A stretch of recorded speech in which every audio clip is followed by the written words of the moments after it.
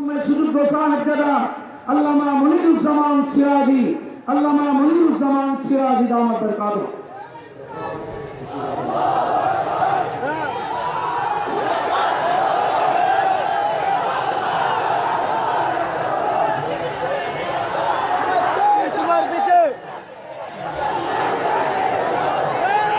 আব্দুর রহমান নামে একটি ছেলে পাওয়া গেছে, পিতার নাম আবুল হোসেন, গ্রাম মহল্লা, সেজের পিছনে আছে, নিয়ে যাবেন।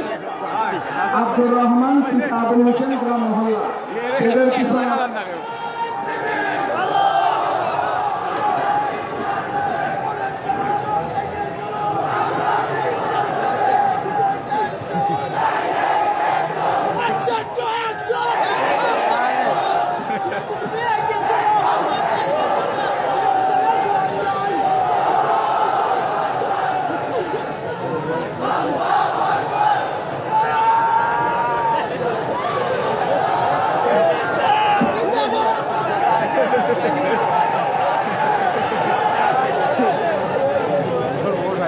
अस्सलामु अलैकुम व रहमतुल्लाहि व बरकातुहू।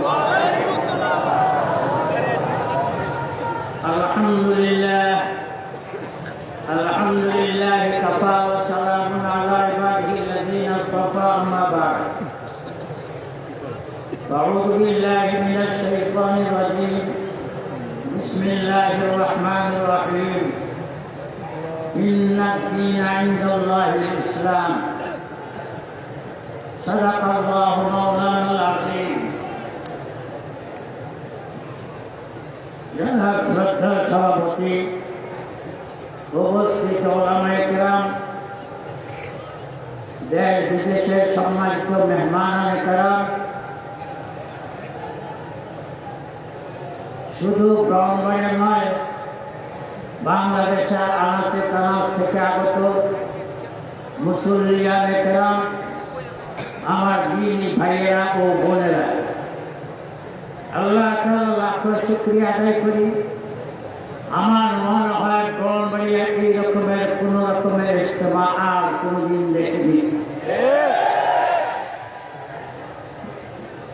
ব্রাহ্মণবাড়িয়াবাসীকে নয়, শুধু বাংলাদেশের সরকারকেও বলতে চাই, দেখো নাও, তোমরা রিপোর্ট শোনো, টেলিভিশনের মাধ্যমে খুব সম্ভব দেখতে পাবে ব্রাহ্মণবাড়িয়ার মানুষের এই সমাগম কিসের উপলক্ষে। আমরা ইসলামকে ভালোবাসি, আমরা ইসলামকে মনে প্রাণে ভালোবাসি, আমরা ইসলামকে মুখ দিয়েও ভালোবাসি, আমরা ইসলামকে আমাদের ধর্মীয় হিসেবে আমরা যেরকম গ্রহণ করছি, সেই রকমের ধর্মীয় আইন কানুন বাংলাদেশের মধ্যে প্রতিষ্ঠিত হওয়ার জন্য আমরা জান দিতে প্রস্তুত আছি। অতীতে আমরা জান দিয়েছি, ইতিহাস সাক্ষী। আমি শুধু বললেই হবে না, ইতিহাস লক্ষ্য করেন, ব্রাহ্মণবাড়িয়ার মানুষ ইসলাম প্রিয়। কাদের কারণে নিজের জান দিতে প্রস্তুত হয়েছিল, তারা কারা?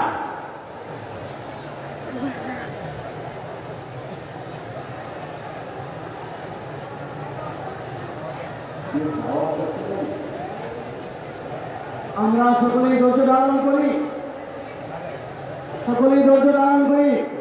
ভাই ভক্তের সভা দোয়ার মুহূর্তে উচ্ছৃঙ্খলা না করি, সকলেই যার স্থানে বসে পড়ি, রুড়ে গাড়িতে খালি টাকা পায়ে বসে পড়ি। যদি কারো দ্বারা সম্মানের ক্ষতি হয়, দায়িত্ব আপনার কাছে আসবে। এই ব্রিজ তৈরি হয়ে আছে বিশৃঙ্খলা সৃষ্টি করার জন্য। সকলে চুপচাপ থাকে। এখন পার্টি দেওয়া হবে না, পার্টি দেওয়া হবে না, অস্থিরতার কোনো কারণ নাই। পরবর্তী পার্টি মাদ্রাসা থেকে আপনারা যোগাযোগ করে গ্রহণ করবেন।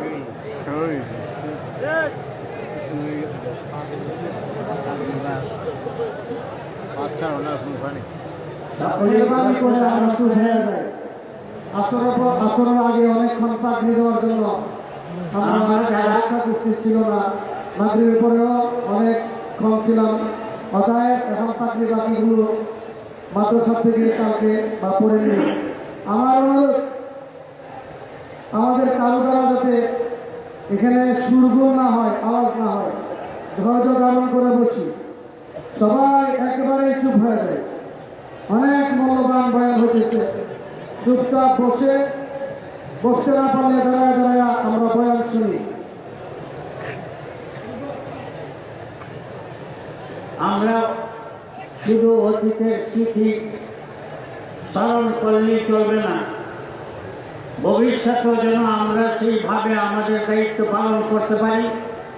আল্লাহর কাছে আমরা আজকে দেশ বিদেশের আলেম সহ যারা বিভিন্ন জায়গা থেকে এখানে এসেছেন তাদেরকে নিয়ে দোয়া করব। আমরা যেরকম অতীতের মধ্যে ইসলামের জন্য নিজের জান দিতে, মাল দিতে প্রস্তুত ছিলাম এবং দিয়েছি, সেইভাবে আমরা ভবিষ্যতেও দেওয়ার জন্য প্রস্তুত আছি। আমি লম্বা চড়া কথা বলবো না। আমার ভাইয়েরা আমাদের দেশকে কিছু সংখ্যক ইংরেজের ছেলেরা দুই ভাগে বিভক্ত করে রেখেছে। আমরা সেই দিকে লক্ষ্য রাখি, ইতিহাস পিছনের দিক থেকে দেখি। ইতিহাস সাক্ষ্য দিচ্ছে ইংরেজ আমাদের দেশকে শাসন করার জন্য পলিসি করেছিল ডিভাইড এন্ড রুল, মানুষের মধ্যে বিভক্তির সৃষ্টি করা এবং তাদেরকে শাসন করা। সেই জন্য তারা দুইজন মানুষকে নিযুক্ত করেছিল। একজনের নাম হল আহমদ রেজা খান, দ্বিতীয় জনের নাম গোলাম মোহাম্মদ। এই গোলাম মোহাম্মদকে আমাদের কালেমায়ে তৈয়বার এক অংশকে নষ্ট করার জন্য তাকে দাঁড় করিয়েছিল, আর আহমদ রেজা খানকে দাঁড় করিয়েছিল আমাদের কলেমার প্রথম অংশকে নষ্ট করার জন্য। আমরা কলেমার প্রথম অংশে লা ইলাহা ইল্লাল্লাহ, দ্বিতীয় অংশ হল মুহাম্মাদুর রাসূলুল্লাহ। লা ইলাহা ইল্লাল্লাহকে নষ্ট করার জন্য আহমদ রেজা খানকে দাঁড় করিয়েছিল ইংরেজের দালাল হিসাবে। সে আমাদের দেশের মধ্যে বিভিন্ন রকমের মতবাদ প্রচার করে আমাদের মধ্যে বিভক্তির সৃষ্টি করেছিল। আর গোলাম মোহাম্মদ কাদিয়ানীকে মুহাম্মাদুর রাসূলুল্লাহর অংশকে নষ্ট করার জন্য দাঁড় করিয়েছিল। ইতিহাস লম্বা ছিল, আমি কেবল সংক্ষেপে বলে দিচ্ছি। বর্তমানেও আমাদের দেশের মধ্যে, আমাদের এলাকার মধ্যে একদল লোক আছে, তারা এই কালেমায়ে তৈয়বাকে দুই ভাগে ভাগ করেছে। একদল নিয়েছে লা ইলাহা ইল্লাল্লাহকে নিয়ে, আরেক দল হল মুহাম্মাদুর রাসূলুল্লাহকে নিয়ে। আমার ভাইরা, আমরা মুসলমানেরা বাংলাদেশে যেখানে শতকরা 95% মুসলমান, সেই দেশের সরকারকে আমরা এখন নয়, অনেক দিন আগ থেকে দাবি করেছি এই যে গোলাম মোহাম্মদ কাদিয়ানীর দল, আহমদ রেজা খানের দল, এই তাদেরকে তোমরা কাফের ঘোষণা করো। কাফের ঘোষণা করে নাই, কোন কারণে করে নাই তাও আমরা জানি। তবে মনে রেখো, যদি তাদেরকে এই প্রশ্রয় দাও, হতে পারে বাংলাদেশের মুসলমান যখন উঠে যাবে তখন বসাতে পারবে না। এই জন্য এই মাহফিল থেকে আমি এই প্রস্তাব রাখতেছি, বাংলাদেশের কাদিয়ানীদেরকে অমুসলিম ঘোষণা করা হোক এবং তাদেরকে বাংলাদেশের মধ্যে জায়গা দেওয়া হোক, তারা যেন এই সকল প্রচার প্রসার না করতে পারে। আমার ভাইয়েরা, তারা আযান দেবে, তারা মসজিদের মধ্যে নামাজ পড়বে, আমাদের মতনই তারা সকল কারুকার্য দেখে মুসলমানদেরকে ধোঁকা দিয়ে তাদের দলে দিয়ে যাচ্ছে। আরেক দল হল আহমদ রেজা খানের দল। সেই আহমদ রেজা খানের দল আমাদের দেশের মধ্যে বিভিন্ন জায়গাতে এমন ভাবে বিস্তার করতেছে, সেই সরকারের কাজের উপর সওয়ার হয়ে তারা এই সকল কাজ করতেছে। এই জন্য আমি সরকারের কাছে অনুরোধ করব, অনেকে সরকারের নাম নিয়ে বোধ আতঙ্কের সৃষ্টি হয়েছে, কোন আতঙ্কের সৃষ্টি নেই। আমরা ব্রাহ্মণবাড়িয়ার বাসী, ব্রাহ্মণবাড়িয়ার যারা নাকি সংগ্রাম করেছিল, নিজের জান নিজের রক্ত দিয়ে দিয়েছে, ফতোয়াকে বাংলাদেশের মধ্যে রাখার জন্য তারা বাংলাদেশের মধ্যে নয়, পৃথিবীর মধ্যে সর্বত্র তাদের ইতিহাস সৃষ্টি করেছে। সুতরাং ভবিষ্যতে যদি এই রকমের কোন শরীয়ত বিরোধী কাজ আমাদের উপর চাপিয়ে দেওয়া হয়, আমি পরিষ্কার ভাষায় বলছি, আমরা শান্তির মাধ্যমে শৃঙ্খলার সঙ্গে এবং আইন কানুন মেনে চলে আমরা যেটা ইসলামের ধর্মের মধ্যে যেটা সত্য সেটা প্রতিষ্ঠিত করার জন্য নিজের রক্ত দিতে আমরা প্রস্তুত।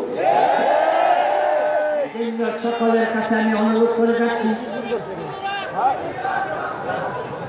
দেশ বিদেশের ওলামায়ে কেরাম এখানে আছেন, আমরা যদি নিজের কথা বলে সময় শেষ করে দিই তো তারা এসে আমাদের কাছে হয়তো এমন কোথাও বলতে পারেন সেখানে গিয়েছিলাম, তারা আমাদেরকে মূল্যায়ন করল না।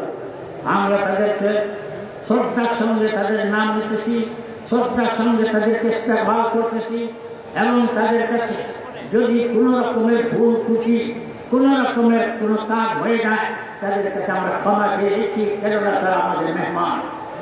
সুতরাং মেহমানের দিয়ে আমাদের লক্ষ্য রাখতে হবে। এই জন্য আমি আমার কথা এখানে সংক্ষিপ্ত আকারে শেষ করলাম।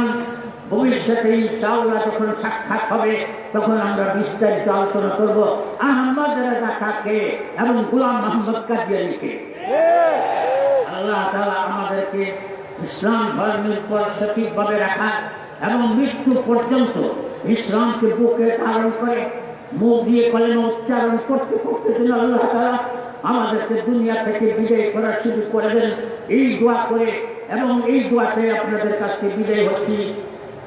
ওয়া আখিরু দাওয়ানা আলহামদুলিল্লাহি রাব্বিল আলামিন।